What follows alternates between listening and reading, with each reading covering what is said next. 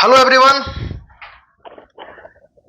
आप में से कुछ लोगों का ये क्वेश्चन था कि माइक्रोटेक 24x7 ये पीसीबी, इसमें एक फॉल्ट आ रहा है कि हमारे जो सेट है ओवरलोड पे जा रहा है और साथ ही बैक करंट मार रहा है। यानी कि जहां से करंट इसमें इनपुट करते हैं वहीं से करंट आउटपुट दे रहा है।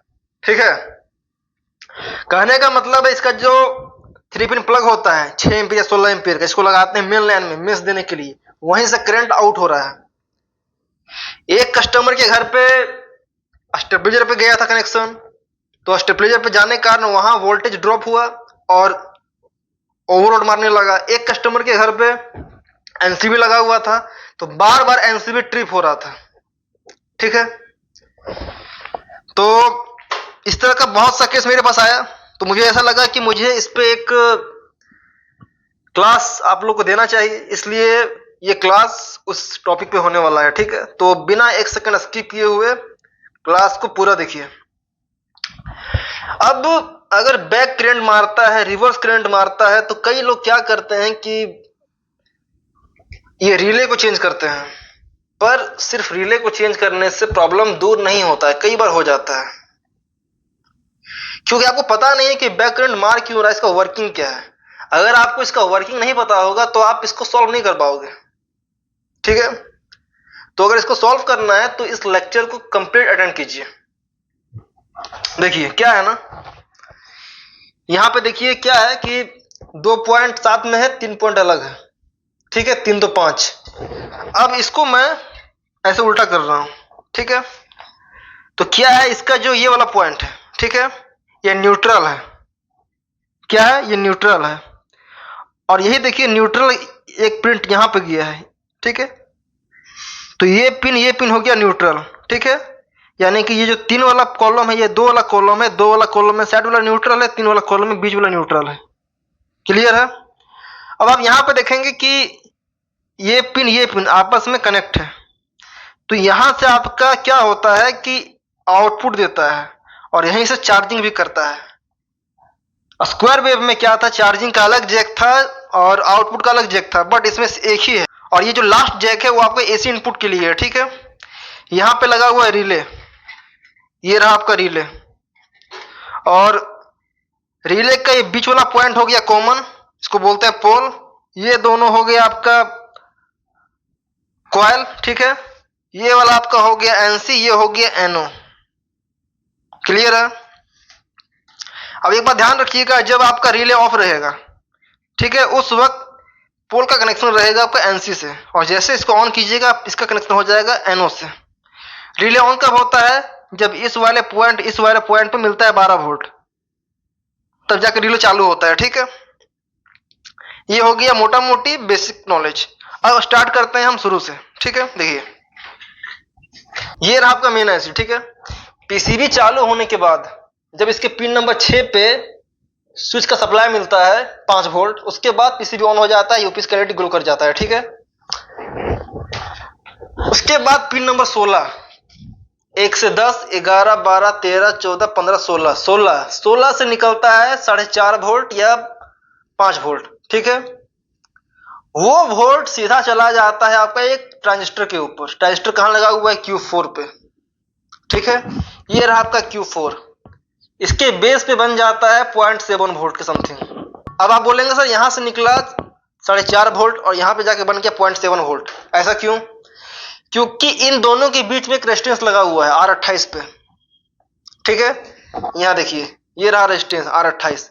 मैं इसका एग्जैक्ट वैल्यू नहीं बताऊंगा क्योंकि हर पीसीबी में इसका वैल्यू अलग अलग लगा होता है। ठीक है, कहीं पे लगा होता है 2K, कहीं पे 2.2K।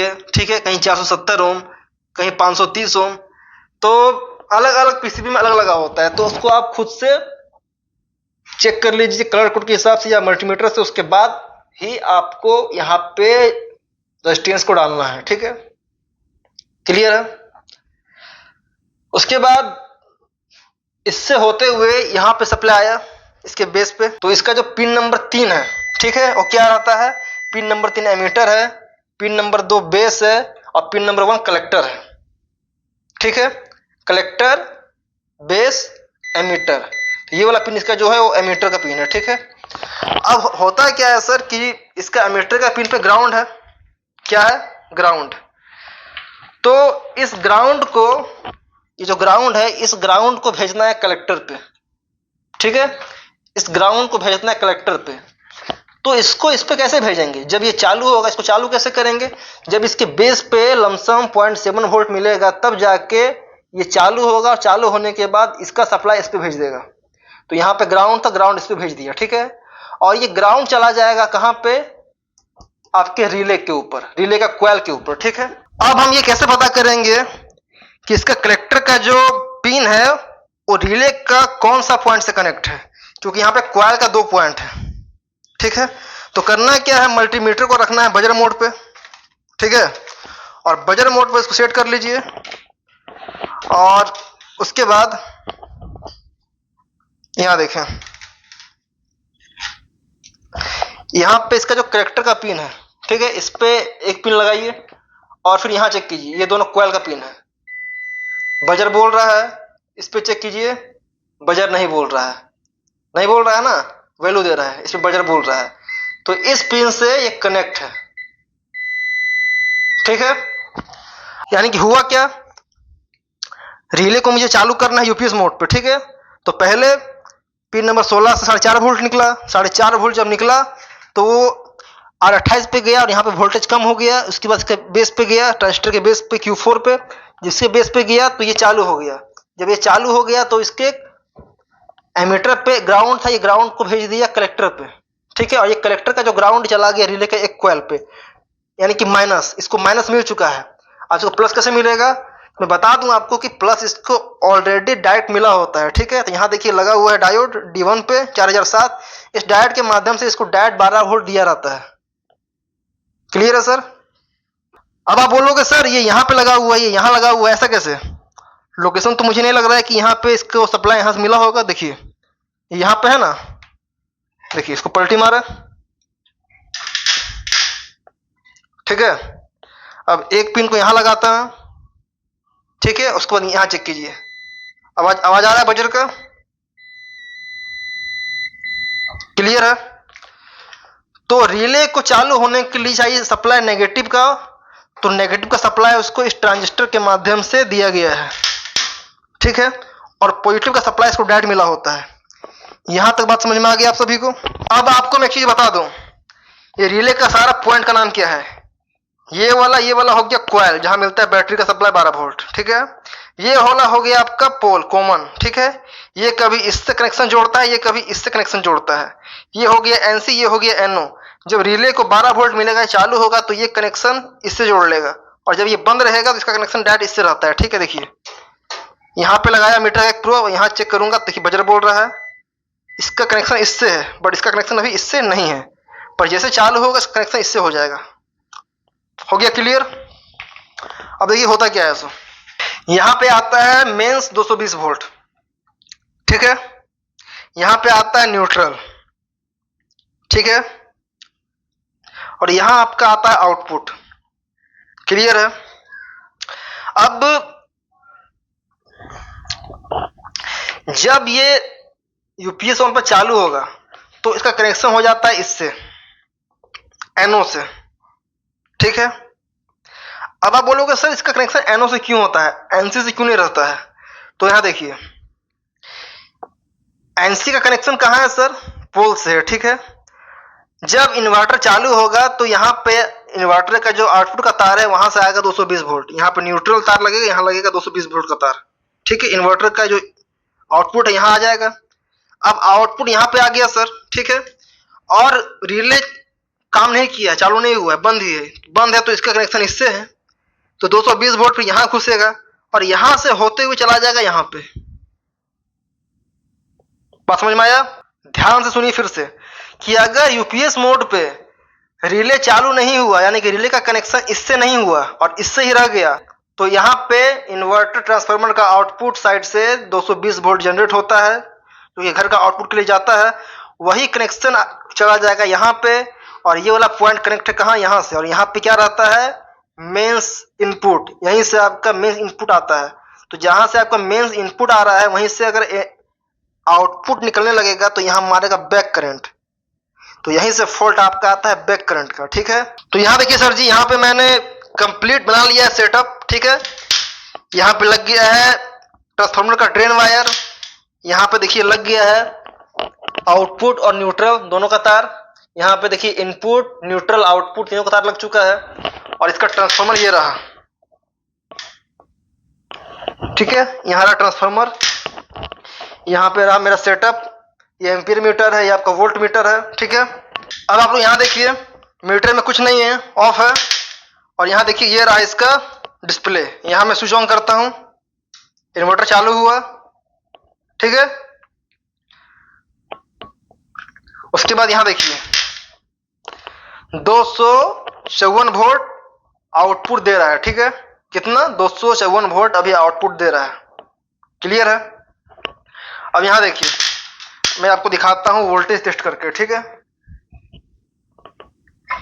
अब जो साइड वाला एरिया है, जो साइड में है वो आपका हो गया न्यूट्रल। ठीक है, देखिए इसको मैं कर लेता हूँ मीटर को इसी रेंज पे। देखिए मैं दिखाता हूँ चेक करके, 253 वोल्ट। क्लियर है सर? ठीक है, अब आप लोग देखिए मीटर में लगा हुआ है रेड इंडिकेटर। ठीक है, अब मैं इसमें दे रहा हूं मेंस, ग्लो करेगा, लाइन आ गया। यहां देखिए मेंस और चार्जिंग का रेड जल रहा है। अब यहां चेक करते हैं मेंस का वोल्टेज। ठीक है,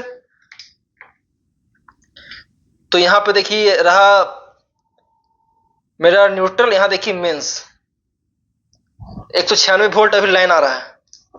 क्लियर है सर? अब मैं आपको दिखाता हूं पीसीबी प्लॉट के। ठीक है, तो आपको और ज्यादा हो जाएगा क्लियर। यहां पे मेन ट्रांसफार्मर से आ रहा है 250 वोल्ट। ठीक है, क्लियर है? अब ये वोल्ट जो है सर, ठीक है, ये वोल्ट जो है यहां पे नहीं जा रहा है। ठीक है, ये वोल्ट यहां पे नहीं जा रहा है, पर अगर रिले खराब रहेगा तो इसका कनेक्शन इससे रहेगा, तो जो वोल्ट यहां पे है वही वोल्ट आ जाएगा यहां पे, और यहां पे लगा हुआ है क्या, मेन लाइन का इनपुट सॉकेट, तो यहां से आपका बैक करंट आउट कर देगा। हो गया क्लियर? तो ये फंक्शन होता है। अब इससे बचने का तरीका क्या है वो समझ लीजिए। ठीक है, तो इससे बचने का तरीका ये है सर कि जब ये समस्या फंसता है तो सबसे पहले आपको चेक कर क्या करना है, इसको मैं देखिए सेट कर लेता हूं, मैं दिखाता हूं दूसरा पीसीबी में। सबसे पहले आपको यहां चेक करना है कि यूपीएस मोड पे यहां पे 12 वोल्ट आ रहा है कि नहीं आ रहा है, दोनों कॉइल पे। अगर 12 वोल्ट आ रहा है तो ठीक है, और अगर 12 वोल्ट नहीं आ रहा है तो सबसे पहले आपको देखना है कि यहाँ पिन नंबर 16 से 4.5 वोल्ट आउट हो रहा है कि नहीं। ठीक है, क्लियर है? और अगर यहां से वोल्ट आउट हो रहा है, उसके बाद अगर इस ट्रांजिस्टर पे नहीं पहुंच रहा है तो हो सकता है आपका जो लगा हुआ है रेजिस्टेंस, कौन सा, R28 पे, वो खराब होगा। पर अगर रेजिस्टेंस भी ठीक है, यहां से वोल्टेज क्रॉस कर रहा है, तो फिर आपको देखना पड़ेगा अपने ट्रांजिस्टर को। हो सकता है ट्रांजिस्टर आपका खराब होगा। मुझे लगता है कि आप सभी को ट्रांजिस्टर चेक करना आता होगा। ठीक है, डायोड मोड पे रख के एक पिन रखना है बेस पे मीटर का, बाकी दोनों पिन पे चेक कीजिएगा तो सेम वैल्यू मिलेगा। ठीक है, 650 प्लस मिलता है, 700 तक जाता है वैल्यू। और एक साइड से चेक कीजिएगा तो नहीं मिलेगा। मैं आपको दिखाता हूँ चेक करके, देखिए सर। अगर ट्रांजिस्टर पॉजिटिव है, ठीक है, तो बीच वाला पिन पर रखना है पॉजिटिव का पिन, और चेक करना है दोनों पे। देखिए 650 700 का रेटिंग दे रहा है, इधर चेक कीजिएगा तो इधर भी सेम देगा। ठीक है, पर अगर ये नेगेटिव को यहां लगाइएगा बेस पे और दोनों साइड चेक कीजिएगा तो वैल्यू नहीं मिलेगा। अभी लगा है पीसीबी में इसलिए कुछ वैल्यू दिखा रहा थोड़ा बहुत। ठीक है, वही केस हो जाता है उल्टा, अगर ये ट्रांजिस्टर नेगेटिव होता तो इससे बताता, पॉजिटिव से नहीं बताता। क्लियर है? तो अगर यहां तक सही है तो फिर आपको चेंज करना है अपना ट्रांजिस्टर, और ट्रांजिस्टर भी अगर सही है तो फिर आपको रिले उठा कर फेंक देना है। बीमारी 100% दूर हो जाएगा बैक करंट मारने का। और बात रहा रिले का, कौन सा रिले यूज करेंगे, तो मैं आपको सजेस्ट करूंगा कि आप इस रिले को यूज कीजिए। ये रिले कंपनी फिटेड आता है, और अगर आपको मिल जाए तो बहुत बेहतर है और बहुत बढ़िया चलता है। ठीक है, हाँ, बट थोड़ा ये कॉस्टली है। आप जिस रेंज में रिले खरीदते हैं उस रेंज से थोड़ा ये डबल से ज़्यादा कॉस्ट करता है। ठीक है, तो आई होप आज के बाद आप इस फॉल्ट में नहीं फंसोगे। और फिर वही बात कि अगर आपको माइक्रोटेक एंड लुमिनस का ऑनलाइन क्लास करना है तो आप बिल्कुल मुझसे व्हाट्सएप पे संपर्क कर सकते हो। ठीक है, धन्यवाद। तो मिलता हूँ नेक्स्ट क्लास में, तब तक के लिए जय हिंद, जय भारत।